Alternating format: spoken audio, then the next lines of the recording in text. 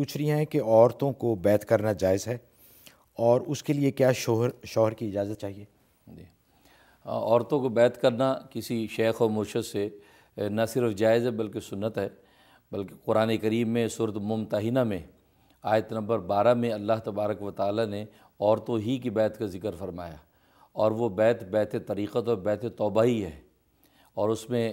جو ہے نبی پاک صلی اللہ علیہ وسلم کو حکم فرمایا کہ آپ ان کو بیعت کر لیں اس بات پہ کہ یہ شرک نہ کریں، یہ چوری نہ کریں، زنا نہ کریں اور بہتان نہ لگائیں۔ تو یہ سب وہ بیعت طریقت کے جو الفاظ جو ہے خانقاہوں میں مرشد بیان کرواتے ہیں، تلقین کرتے ہیں، تو اس کے مطابق قرآن کریم میں موجود ہے، اور احادیث طیبہ میں بھی ہے کہ صحابیات بیعت کیا کرتی تھیں، اور حضرت عائشہ صدیقہ رضی اللہ تعالیٰ عنہ فرماتی ہیں کہ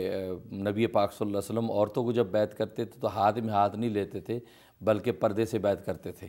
اور بسا اوقات کپڑے کے ذریعے سے یہ بیعت فرمایا کرتے تھے۔ تو بیعت کرنا بالکل سنت ہے خواتین کے لیے، اپنے تزکیے اور اصلاح کے لیے ان کو بیعت کرنی چاہیے۔ اب رہا شوہر کی اجازت کا معاملہ، تو اصول تو یہ ہے کہ شوہر کی اجازت سے ہی کسی اللہ والے سے بیعت ہوں،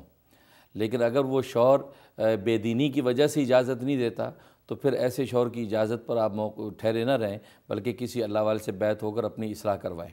اور اگر کسی مصلحت کی وجہ سے وہ شوہر منع کرتا ہے، کسی دوسرے اللہ والے کو ریکمنڈ کرتا ہے، تو پھر شوہر کی بات کا آپ اعتبار کر کے کسی بھی اچھے جو ہے شخص سے بیعت ہو جائیں، اور اس سے آپ کو نفع ہوگا۔ مطلب یہ ہوا کہ اگر تو دیندار شوہر ہے تو وہ تو منع نہیں کرے گا، جی جی بالکل، کیونکہ چونکہ حضور صلی اللہ علیہ وسلم نے اس کی اجازت جی فرمائی ہے، بالکل، لیکن اگر کوئی مصلحت ہے تو پھر اس کی بات سننی چاہیے۔ جی بالکل۔